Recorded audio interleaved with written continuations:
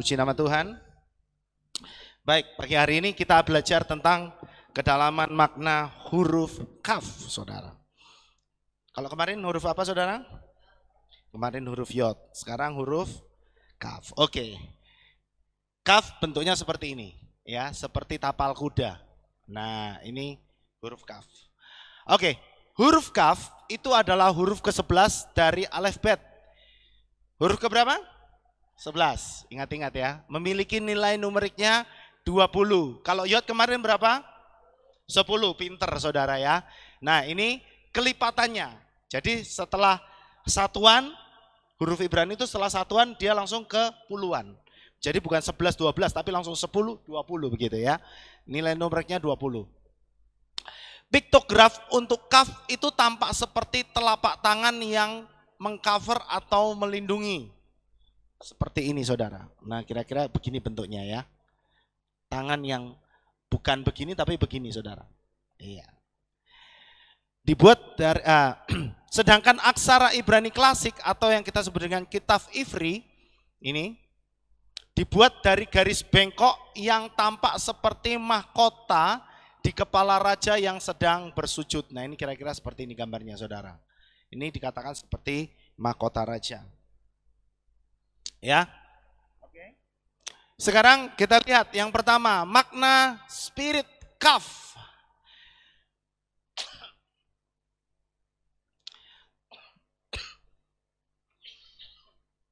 Mohon maaf saudara ya.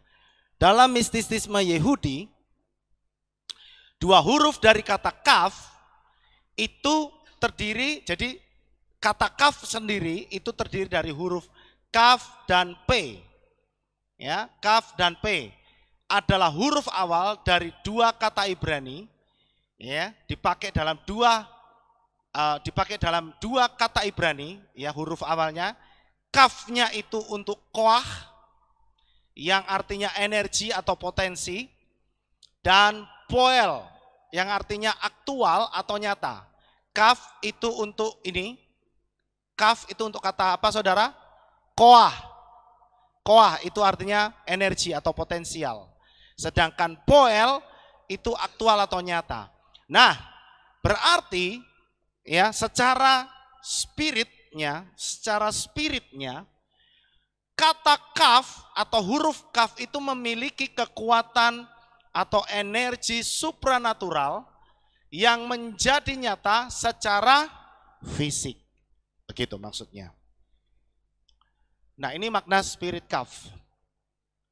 Jadi arti literal dari kaf adalah telapak tangan yang dianggap sebagai lokasi di mana energi yod, ingat yod kemarin itu juga mewakili siapa? Yahweh, tapi dia juga mewakili tangan. Gitu ya. Jadi ada tangannya Bapak Yahweh sendiri, gitu ya. Di mana energi tangan Bapa Yahweh diaktualisasikan, begitu, diaktualisasikan. Artinya dari dunia alam roh itu dijadikan ke dalam dunia yang nyata, dunia fisik. Nah, yang menarik, gematria untuk kata yod itu kan dari yod, waw, dalet, ya kan? Itu nilainya juga 20, sama dengan huruf kaf. Huruf kaf itu juga nilainya tadi berapa? 20. Jadi artinya apa? Kekuatan untuk menekan atau mengangkat, karena gematria dari angka 20 itu artinya to suppress atau to push gitu ya, menekan atau to lift up atau mengangkat begitu. Jadi energi gematria dari angka 20 itu punya makna mengangkat begitu ya. Mengangkat atau menekan, kekuatan untuk mengangkat atau menekan. Nah, itulah sebabnya saudara perhatikan, Bapak Gembala itu memberkati jemaat dengan menghadapkan telapak tangannya ke arah jemaat, begitu ya. Nah, di situ kita membayangkan Tuhan sendiri, Bapa Yahweh sendiri itu yang memiliki telapak tangannya di atas kita. Gitu saudara. Yaitu untuk menghantar energi berkat kepada kita.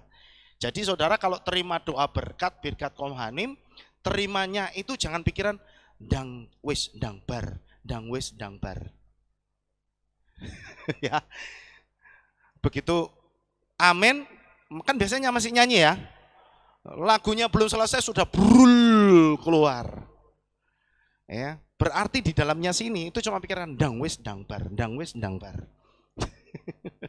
Ya. Tapi saudara-saudara tahu di situ Bapak Gembala itu sedang memberikan energi gitu loh saudara. Sedang mentransfer energinya Bapak Yahweh sendiri. Ya. Energi apa? Energi berkat. Makanya saudara terimanya juga harus dengan sungguh-sungguh. Gitu loh. Amin. Coba lihat dari kata kaf ini saudara. Jadi Bapak Yahweh itu menghantar gitu loh. Bapak Gembala itu jadi media transfernya begitu. Ya. Hal ini menunjukkan panggilan dari kekuatan dunia alam roh untuk dimanifestasikan ke dunia fisik begitu. Jadi kalau saudara itu menerima birkat Kohanim, wah itu kesempatan kita saudara untuk kita benar-benar menerima berkat dari Bapak Yahweh. Amin saudara. Ya.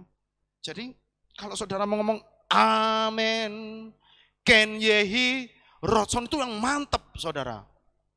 Amin. Jangan amin, ken yehi, rotson. Ya toh, terus mikir, aku iso metu ra iki parkire kesuwen. Ya kan? Ya. Ayo mulai sekarang lebih serius lagi, amin saudara. Ya, karena itu saudara sedang diberikan energi berkat begitu. Nah, juga karena alasan ini, Kasidut atau yang disebut dengan Rabi Kabalah itu mengajarkan doa berkat yang disebut dengan modeh ani itu dengan menengadakan kedua telapak tangan di pagi hari sebagai tindakan profetik, meminta kuasa Tuhan untuk dimanifestasikan dalam kehidupan kita sehari-hari. Jadi orang-orang Yahudi itu setelah mereka mengucapkan Shema Yisrael di pagi hari, mereka mengucapkan doa yang disebut dengan modeh ani, saudara. Nah, ini mungkin kalau ada saudara yang mau praktek ya silakan ya. Karena ini tidak harus sebenarnya, tapi ini sebagai bentuk tindakan profetik dan tindakan ucapan syukur begitu ya. Bunyi doanya begini saudara ya. Ini kalau yang laki-laki ngomongnya modeh ya, kalau yang perempuan modah. Nah ini mereka selalu kalau berdoa itu kan dinyanyikan ya, dinyanyikan, dilantunkan. Nah kurang lebihnya begini, modani levanecha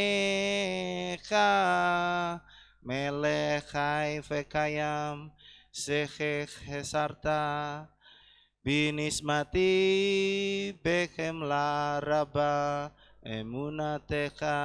Nah itu kurang lebih seperti itu. Jadi artinya apa? Ini terjemahnya seperti ini. Aku bersyukur di hadapanmu, Raja yang hidup dan kekal, karena engkau telah mengembalikan dalam diriku jiwaku dengan belas kasih, berlimpah kesetiaanmu. Jadi itu doanya kurang lebih seperti itu ya. Nah jadi mereka itu punya pengertian bahwa ketika manusia itu tidur, jiwanya itu berkelana ya. Jadi ketika bangun pagi mereka mengucap syukur karena Tuhan mengembalikan jiwa mereka kembali. Artinya mereka masih diberikan kesempatan untuk hidup. Nah jadi saya teringat gitu, pada pagi hari ketika kita bangun dan berdoa, apakah kita pernah ingat begitu? Terima kasih Bapak Yahweh, Engkau memberikan kemurahan untuk saya bisa hidup lagi hari ini. Kalau Tuhan izinkan kita hidup hari ini, berarti Tuhan punya rencana yang baik dalam hidup kita. Amin saudara. Karena Bapak Yahweh sendiri yang ngomong, Yesus sendiri yang ngomong, aku tidak pernah merancangkan rancangan yang buruk, tapi rancangan-rancangan yang baik, rancangan-rancangan yang penuh masa depan. Begitu. Ini doa mereka, saudara ya, yang namanya Modeh Ani. Oke, itu tadi spiritnya kaf itu seperti itu kira-kira. Nah sekarang artinya kaf. Kata kaf bukan huruf kaf ya. Kaf sendiri itu artinya telapak tangan, saudara. Jadi bukan hanya hurufnya yang artinya atau punya piktograf telapak tangan, tapi bahasa Ibraninya telapak tangan itu adalah kaf. Bahasa Ibraninya telapak tangan itu kaf. Dan juga apa yang terkandung di dalam telapak tangan. Nah, kata sendok itu juga dalam bahasa Ibrani adalah katanya adalah kaf. Nah, ini yang disebut dengan merupakan perpanjangan alami dari telapak tangan sebagai wadah. Jadi sendok itu juga bahasa Ibraninya kaf. Ya. Jadi saudara kalau ngomong sama orang Yahudi di sana mau minta sendok bilang kaf. Dia ngerti, dikasih sendok. Itu. Kaf gitu ya. Ya ini begini. Kenapa? Karena itu kaf itu lebih maknanya ke arah wadah begitu saudara. Tempat ya. Seperti itu. Gematria untuk huruf kaf itu kan 20. 20 tadi artinya kekuatan untuk mengangkat. Dan 2 kali nilai huruf yod. Yod tadi itu kan berapa saudara? 10. Berarti ini 2 kalinya berarti kaf.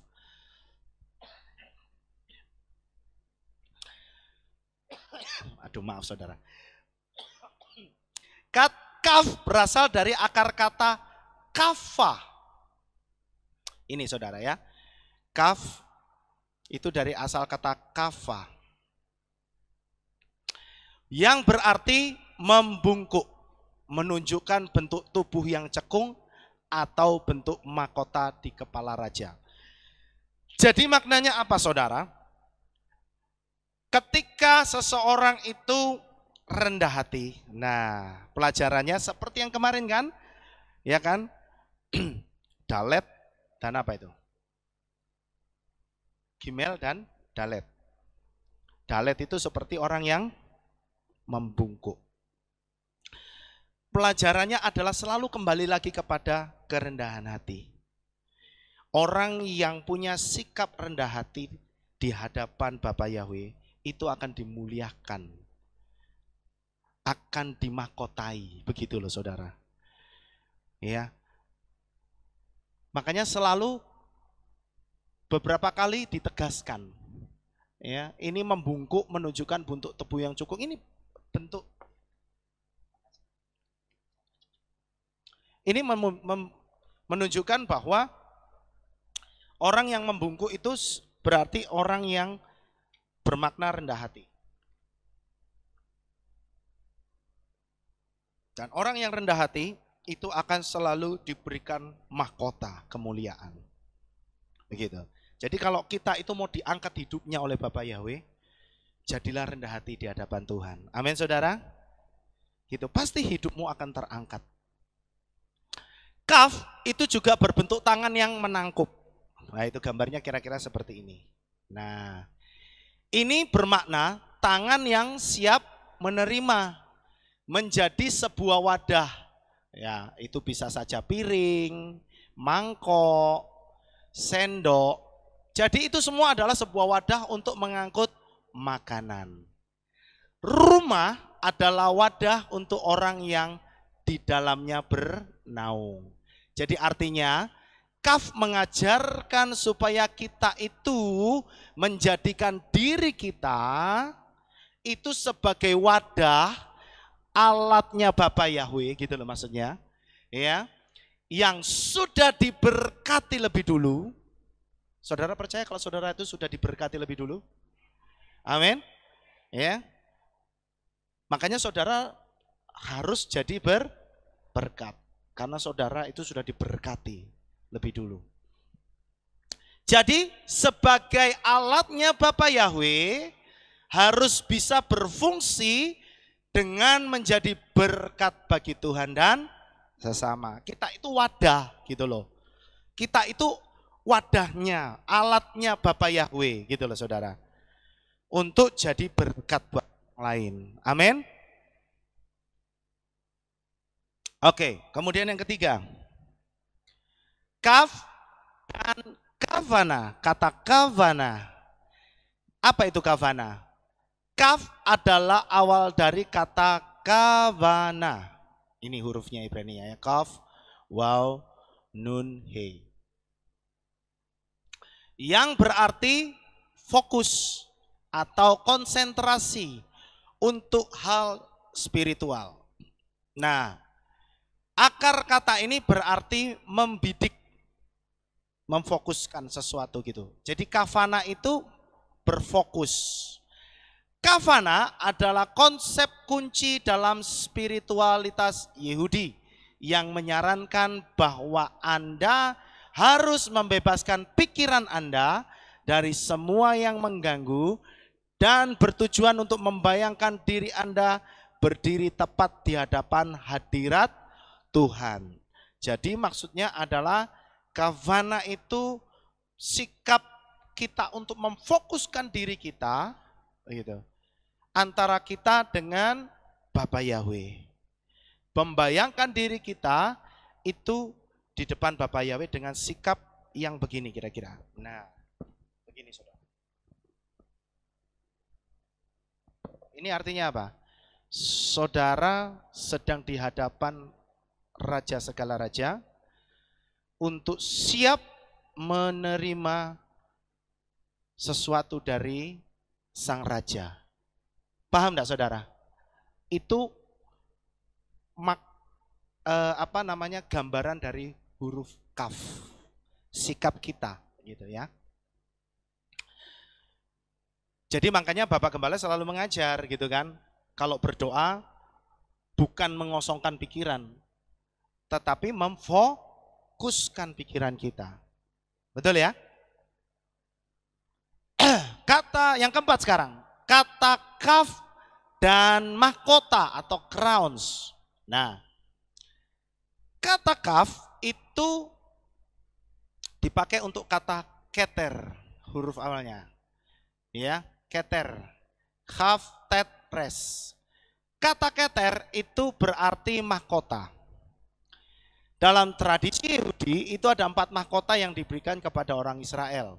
Ada yang namanya keter Torah atau mahkota Torah. Ini yang dipakai untuk hiasan gulungan Torah.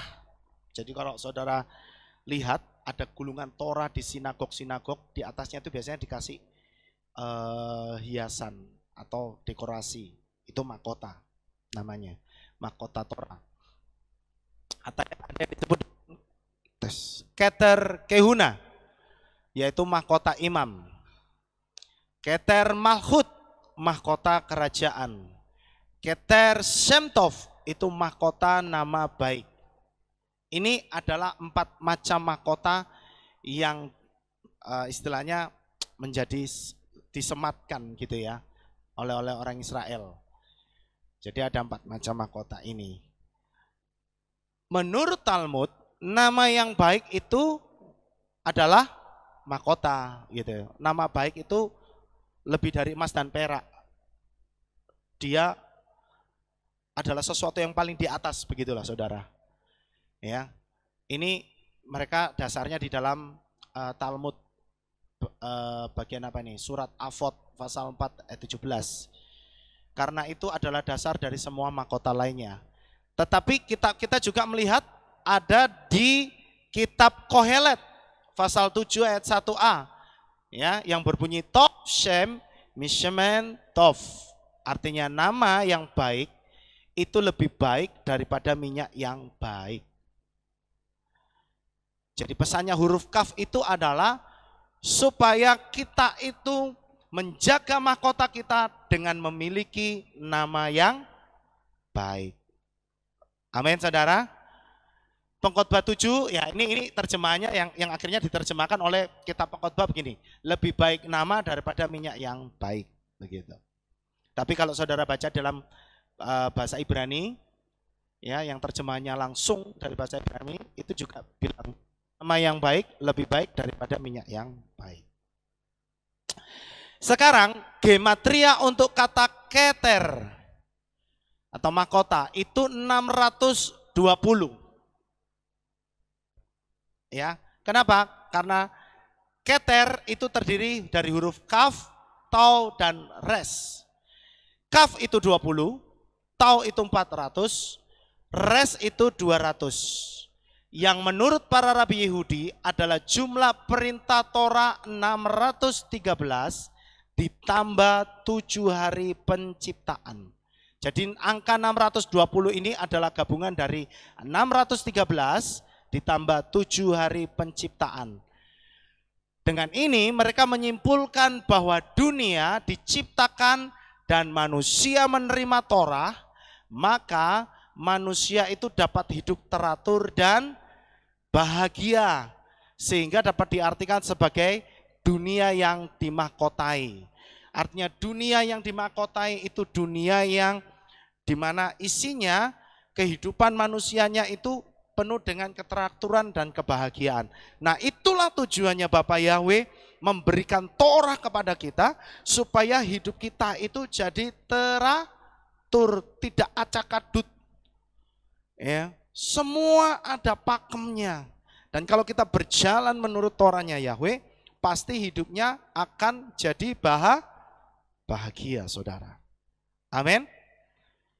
Karena di dalam Torah itu, saudara, semua terdapat bagaimana cara saudara hidup sehat, bagaimana cara saudara bisa hidup kaya, bagaimana saudara bisa hidup di dalam kebenaran, bagaimana saudara bisa hidup bahagia di dalam keluarga. Semuanya ada di dalam Torah. Makanya Torah itu adalah buku yang paling sempurna di muka bumi ini. Amin, saudara. Kitab suci kita itu adalah buku yang paling sempurna di muka bumi ini.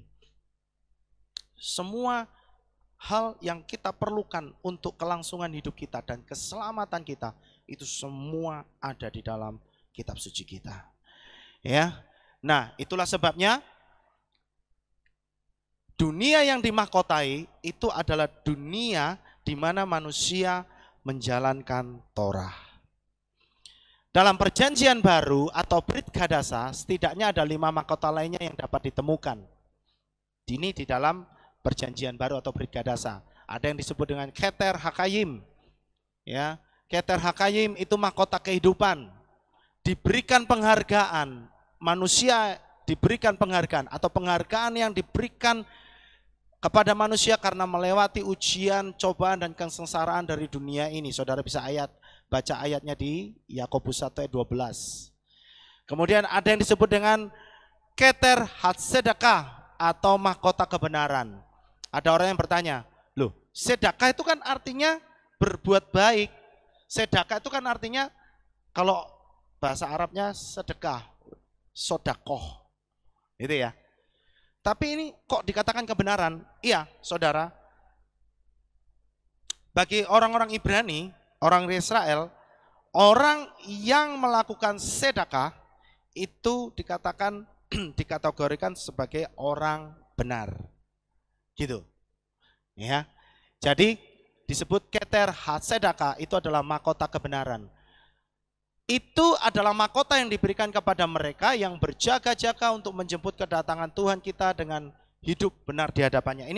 Ini tadi berdasarkan kaf, huruf kaf itu yang mengarah kepada keter, gitu ya. Kaf dipakai untuk kata keter. Nah, ini macam-macam mahkotanya, ya. Ada juga yang disebut dengan keter olam, mahkota yang tidak dapat rusak.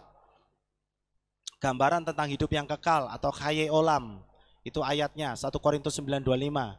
Kemudian Keter Hatiferet itu mahkota kemuliaan diberikan kepada mereka yang dengan setia menggembalakan umat Bapa Yahweh. Jadi nanti kita itu, saudara, ketika kita Yesua datang dan kita kembali kepada kehidupan kekal, Setiap orang yang diselamatkan, yang sudah diselamatkan, dia akan terima mahkota. Nah, mahkotanya macam-macam. Gitu. Ada yang cuma terima mungkin mahkota ini, tapi ada juga terima mahkota yang banyak. Karena banyak hal yang dia kerjakan selama dia hidup di dalam dunia ini. Saya jadi ingat gitu kan ya, Bapak Gembala pernah ngomong, kalau saja orang tahu upahnya orang yang melayani Tuhan selama dia hidup di dunia ini, pasti semua orang di muka bumi ini pasti berlomba-lomba. Betul ya saudara ya? Karena setiap orang itu dapat mahkota-mahkotanya ini loh saudara, mahkotanya macam-macam saudara. Ya, dan itu nanti menjadi sebuah kebanggaan, prestis saudara. Itulah sebabnya saudara, ayo kita yang selama ini masih punya waktu untuk hidup di dunia ini. Selama Tuhan izinkan kita ada di dalam dunia ini, ayo berlomba-lomba untuk melayani Tuhan. Ambil bagian di dalam pekerjaan Tuhan. Jangan hanya puas saudara, yang penting saya sudah selamat, saya rajin ibadah. Jangan berhenti di situ. Ya. Jangan juga puas, yang penting saya di gerbangnya surga aja sudah puas. No, karena Tuhan memberikan tempat saudara lebih dari itu. Amin. Ya, saudara, Tuhan sudah sediakan samayim untuk kita, bukan untuk saudara tinggal di emperan surga. Tapi saudara semua sudah diberikan rumah. Amin. Jadi ayo kita sama-sama berlomba-lomba. Seperti yang Rasul Paulus katakan. Berlomba-lomba, karena setiap orang akan diberikan mahkotanya masing-masing. Saya bisa membayangkan ada mahkotanya yang kecil, ada mahkota yang gede, ada mahkota yang dikasih berlian, ada yang mahkota yang cuma perak. Mungkin. Ya, karena itu semua adalah upah berdasarkan apa yang kita kerjakan di muka bumi ini untuk pekerjaan Tuhan. Nah, kalau kita tidak pernah bekerja buat Tuhan, apa yang mau didapat? Ya udah, oplong-oplong masuk sama Yim. Semua pakai mahkota yang bagus, gundul sendiri saudara. Itulah sebabnya, ayo kita berlomba-lomba. Ada yang juga disebut dengan keter hakot sim, mahkota duri. Nah, ini yang dipakai oleh Yeshua, saudara. Nah, Yeshua itu menyandang banyak mahkota. Dikatakan ya, dia menyandang semua mahkota Israel sebagai Melek Hayehudim, raja orang Yahudi. Dia memakai mahkota kerajaan karena dia adalah Kohen Gadol. Dia memakai mahkota imam karena dia Dafar Elohim. Dia memakai Torah, dia memakai mahkota Torah karena dia adalah Ben El Elyon. Dia memakai mahkota nama baik karena dia sebagai Sar Hakayim. Dia memakai mahkota kehidupan karena sebagai Sadik menurut peraturan Melkisedek. Memakai mahkota kebenaran karena sebagai Haroe Hatof. Dia memakai mahkota abadi karena dia sebagai Adon Hakafot. Mahkota kemuliaan dan seterusnya. Jadi saudara, hanya Yeshua yang layak menyandang semua mahkota. Amin. Nah, kita ini juga nanti akan kecipratan dapat mahkota tergantung dari apa yang saudara kerjakan gitu loh saudara. Selamat, pasti selamat. Yang percaya kepada Bapa Yahweh dalam Yeshua Mashiach pasti selamat. Amin. Tapi setelahnya itu, nah mahkota ini saudara, mahkota yang akan saudara dapati yang seperti apa gitu ya. Kembali kepada kaf. Nah, kaf itu kan tadi artinya telapak tangan. Telapak tangan dan Torah. Dalam Yesaya 49 ayat 16 berbunyi, lihatlah aku telah mengukirmu di telapak tanganku. Tembok-tembokmu senantiasa ada di hadapanku. Ini menceritakan tentang apa sih? Ketika orang Israel itu membelakangi Bapa Yahweh. Tapi Bapa Yahweh itu dengan setia mengatakan tanganku, telapak tanganku itu menyertai kamu. Aku mengukir kamu di telapak tanganku. Maksudnya itu menunjukkan betapa Bapa Yahweh itu setia terhadap orang Israel. Ya. Ada lagu yang mengatakan, aku jauh, engkau jauh. Ya, betul ya? Saya jadi melas. Kenapa? Kasihan. Kalau kita jauh, Tuhannya nesu. Iya kan? Kalau kita ngambek, Tuhan juga ngambek. Tapi saya bersyukur, Bapak Yahweh Tuhan kita enggak demikian. Ya kan? Meskipun kita ini kurang ajar, tapi dia itu tetap setia, saudara. Menunggu untuk kita kembali. Coba bayangin, kurang apa coba kita? Ya, selain kita cuma ngomong terima kasih Bapak Yahweh. Ini saudara lihat, ya. Jadi kaf itu artinya menunjukkan betapa kesetiaannya Bapak Yahweh itu menyertai orang Israel meskipun mereka itu membelakangi Bapak Yahweh pada saat itu, saudara.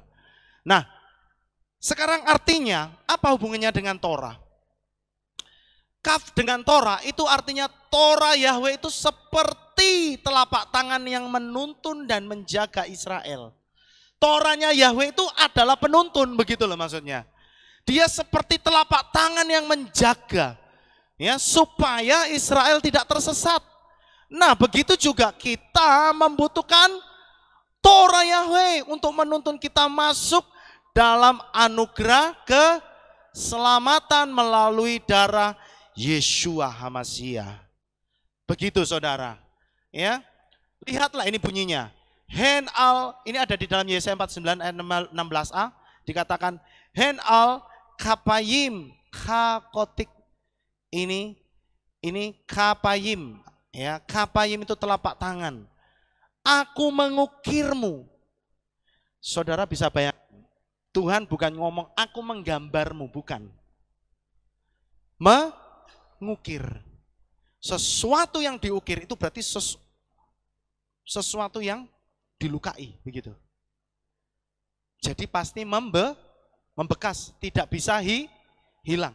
Itulah sebabnya ketika Tuhan mengukir nama kita di tangannya, percayalah, berarti itu bentuk keseriusannya Tuhan untuk menyelamatkan kita. Amin, saudara. Nah, selain itu kita juga diajarkan untuk mengangkat hati kita dengan sikap tangan yang terbuka, bukan tertutup. Karena kaf itu begini, saudara. Nah, begini kira-kira. Ya. Itu sebagai sikap profetik kita di hadapan Bapak Yahweh, kita berserah dan siap untuk menerima pertolongan dari Bapak Yahweh. Begitu, saudara. Sekarang yang keenam. Sedikit lagi bisa ya. Kaf itu adalah transfer spirit. Begitu. Kenapa? Secara tata bahasa, ketika sebuah kata diawali dengan kata kaf, itu memiliki arti seperti atau sebagai. Misalnya, kita awali kata kaf, ya, ditambah meleh, ya, kita pakai contoh meleh, diawali dengan kata kaf. Melek itu kan artinya raja, saudara. Kaf ditambah melek itu artinya kemelek. Kemelek artinya seperti seorang raja. Ini mengajarkan pada kita bahwa kita itu akan menjadi serupa dengan siapa kita melekat atau menempel. Bila kita menempel pada raja, maka kita akan mendapatkan kehormatan seperti raja. Jika kita melekat pada Yeshua, maka kita akan seperti Yeshua.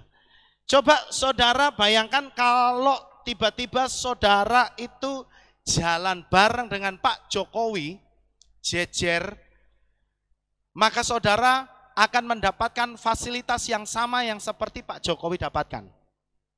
Kenapa? Karena orang melihat Pak Jokowi, saudara ada di sampingnya Pak Jokowi, jalan di sampingnya Pak Jokowi. Mengerti enggak maksudnya saudara? Mengerti ya? Ya. Saudara akan bisa masuk ke istana presiden itu kalau ada undangan. Betul ya? Tapi saudara bisa masuk ke istana presiden tanpa undangan kalau saudara ada bersama dengan Pak Jokowi. Paham maksudnya? Begitupun kita. kita tidak akan pernah punya akses untuk masuk ke dalam kerajaan Samayim. Kecuali kita melekat kepada Yesua.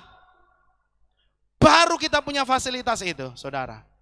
Nah, itulah yang disebut dengan yang namanya anugerah. Saudara tidak mungkin bisa mendapatkan itu, tapi saudara bisa dapat itu. Amin. Jadi kaf itu mengajarkan kita untuk kita melekat kepada siapa? Saudara mau melekat kepada siapa? Kalau saudara mau melekat kepada Bapa Yahweh, maka saudara juga akan menikmati apa yang Bapa Yahweh miliki. Amin, saudara. Itu. Kemudian poin yang ketujuh, kaf sebagai wadah. Nah, kaf itu kan tadi dikatakan sebagai telapak tangan, juga maksudnya sebagai wadah begini, saudara. Kaf itu juga mengajarkan bahwa diri kita itu sebagai wadah yang berisi apa? Isinya sesuatu yang baikkah atau sesuatu yang buruk? Racunkah atau obatkah? Makanan yang membuat sakitkah atau makanan kesehatankah? Jadi diri kita itu sebagai wadah yang berisi apa? Kalau isinya buruk, penuh kepahitan, dendam, iri hati, maka kita itu seperti kuburan. Luarnya bagus, dalamnya jelek. Namun bila kita menjadi wadah yang isinya parfum, makanan yang lezat, air yang bersih, maka nilai kita pasti mahal dan dicari orang, saudara. Artinya apa? Bila isi hati kita itu dipenuhi dengan kasih, sukacita, damai sejahtera, kesabaran, kemurahan, kebaikan, iman yang benar, kelemah lembutan, pengendalian diri, maka hidup ini jadi wadah berkat. Ini kan 9 buah roh, saudara. Amin. Orang yang hatinya ada Roh Kudus, dia akan melahirkan 9 buah roh. Begitu. Itu wadah, bicara tentang wadah. Jadi diri kita itu wadah. Nah, di dalam wadah itu kita mau isi apa begitu, saudara? Jadi pesannya adalah isilah diri kita dengan sesuatu yang baik, yang bersih, supaya hidup kita itu jadi berharga. Berharga di hadapan Tuhan dan sesama. Seperti yang diajarkan oleh guru besar kita. Siapa? Yesua. Ya, saudara. Jadi pagi hari ini ya, tentang huruf kaf itu mengajarkan kepada kita tentang banyak hal. Kita harus jadi wadah, kita harus nempel sama siapa. Dan ketika kita itu datang beribadah, saudara harus dengan sungguh-sungguh rendah hati mencari wajah Tuhan. Karena dengan demikian Bapa Yahweh itu berkenan terhadap saudara. Amin. Bapa Yahweh memberkati saudara sekalian. Amin buat firman Tuhan. Bapa Yahweh memberkati. Mari sama-sama kita berdoa. Terima kasih Bapak Yahweh, pagi hari ini kami sudah mendengarkan firman-Mu Tuhan. Biarlah hidup kami Bapa di akhir zaman ini Tuhan. Kami mau melekat kepadamu. Karena hanya Torah Yahweh yang menuntun kami. Seperti tangan Bapak Yahweh yang menuntun kami. Terima kasih Bapak Yahweh buat anugerah keselamatan yang Tuhan beri. Kami mau mengerjakan keselamatan yang Tuhan sudah beri dengan penuh sukacita Bapak. Terima kasih Bapak Yahweh, memberkati seluruh jemaat-Mu yang saat ini mereka hadir di tempat ini maupun yang streaming di rumah. Terima kasih Bapak Yahweh, dalam nama Adonai Yeshua HaMashiach kami mengucap syukur dan berdoa. Sama-sama kita katakan amin. Kita akan mendengarkan pengumuman saudara. Shalom, berjumpa kembali dalam Aleph Tau Breaking News. Berikut saya sampaikan pengumuman minggu ini. Info Hari Raya. Hari Raya Purim akan dilaksanakan pada hari Kamis 25 Februari 2021 pukul 6 sore di Kehilat. Ibadah Rabu digabung Kamis. Dengan tema Yahweh Tuhanku, dahsyat namamu di seluruh bumi.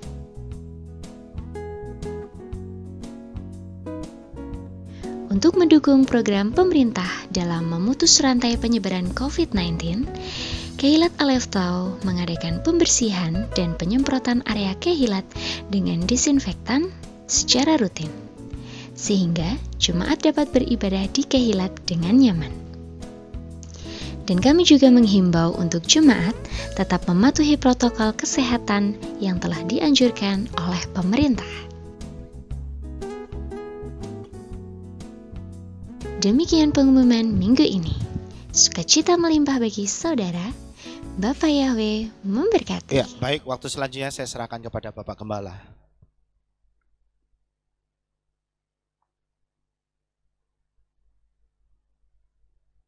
Dalam doa.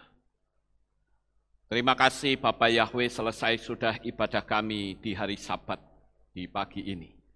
Sebentar kami akan kembali pulang ke rumah kami masing-masing. Kami mohon perlindungan dan tuntunan Tuhan. Sehingga kami boleh sampai di rumah dengan selamat dan pertemukan kembali esok untuk kami belajar firman-Mu. Terima kasih ya Bapak Yahweh. Buat anak-anak-Mu semuanya sehat dan hidup penuh dengan berkat.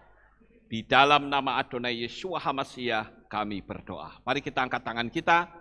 Dan kita akan menerima berkat Kohanim. Haleluya. Yevarechecha Yahweh wa yismereka.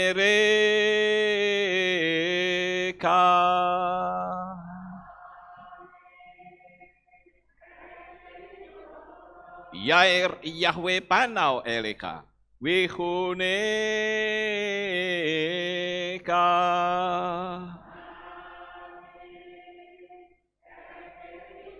Yesa Yahweh panau eleka wa yashem lecha shalom.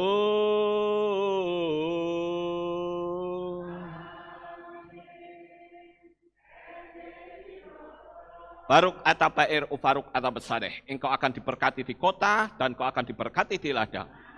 Baruk peripit necha ufriat matka ufri fahem teka shekar ala peka wa estorot soneka. Diberkatilah buah kandunganmu, diberkati hasil bumimu, diberkati hasil ternakmu, anak-anak lembumu dan anak-anak dombamu. Amin.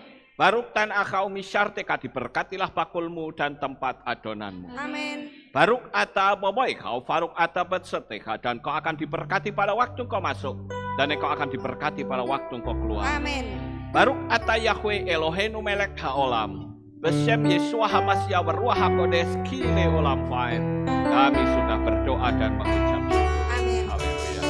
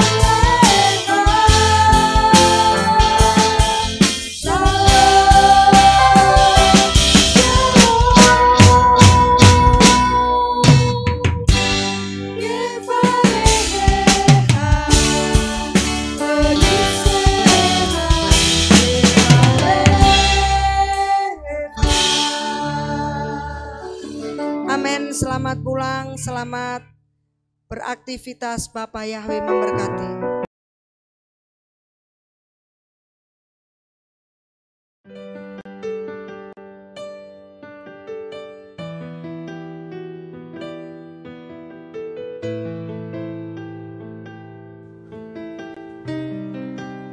Segala pujian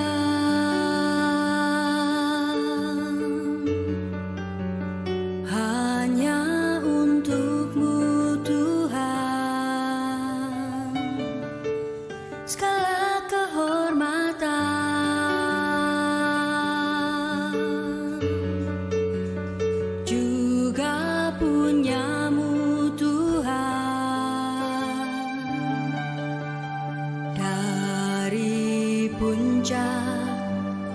puncak tertinggi